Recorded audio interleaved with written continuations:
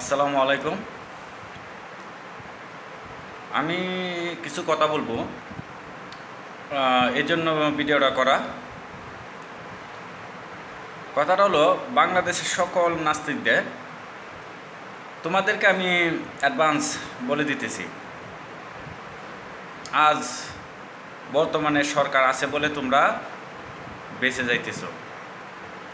এমন একটা দিন আসবে যখন ইসলাম নেতৃত্ব দেওয়া হবে বাংলাদেশে, তখন বাংলাদেশে কোনো নাস্তিকদের কোনো ঐতিহ্য থাকবে না।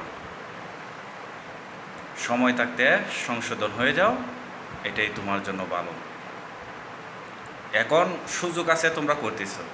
যখন ইসলামে আইন শাসন ব্যবস্থা হবে বাংলাদেশে, তখন তোমাদের কোনো ঐতিহ্য থাকবে না।